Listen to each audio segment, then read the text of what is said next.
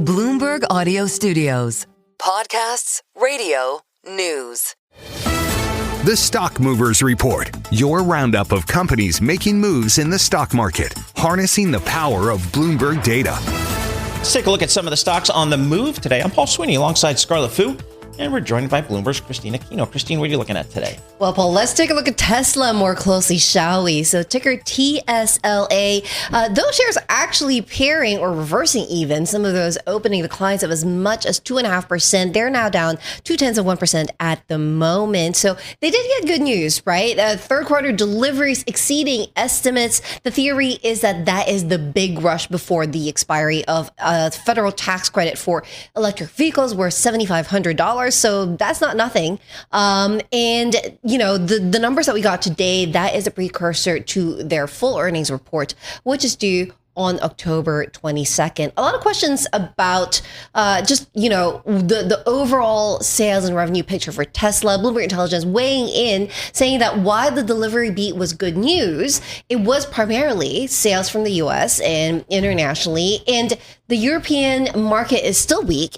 Meanwhile, China sales still flat. So, you know, it's a little bit of a caution, even though the deliveries headline number looks good. All right. And of course, we'll dig into that a little bit further on because there's a lot to discuss there. But Christine, you're also looking at FICO. Those are the guys behind your credit score, and the stock is surging. Absolutely, Scarlett. So FICO, it's the full name is Fair Issac Corp, which I did not know because I just know it as FICO. But yes, sales, the ticker FICO. So at one point hit the circuit breaker. So they're trading back again. Shares up more than 24%.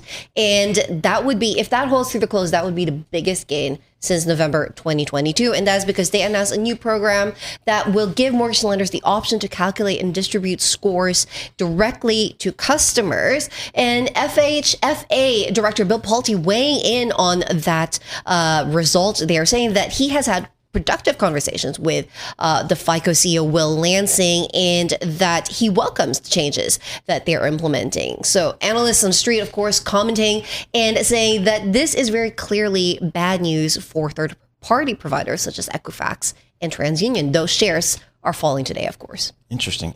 All right. Occidental in the news, a little M&A trade, not so little for them, but it was a nice deal, $9.7 billion, Warren Buffett. Absolutely. So they're getting they were getting the Buffett effect earlier, but now the shares, ticker OXY, those shares down now more than 3%. So I think we're just seeing a little bit of buy the fact and or buy the rumor, sell the news action today in those shares. But yeah, as you mentioned, Paul, $9.7 billion in a cash deal. That is pretty good for OxyChem. And, you know, Bloomberg Intelligence saying that it's actually a good deal for both companies involved here. So for Occidental, obviously, it would give them financial flexibility because there's $6.5 billion earmarked for debt reduction. And meanwhile, for Berkshire, the valuation does offer them future upside. It's also interesting that, you know, after stepping back from acquisitions, right, the last one I think that Berkshire did was in 2022, buying up Allegheny for $13.7 billion. It's going back to the market.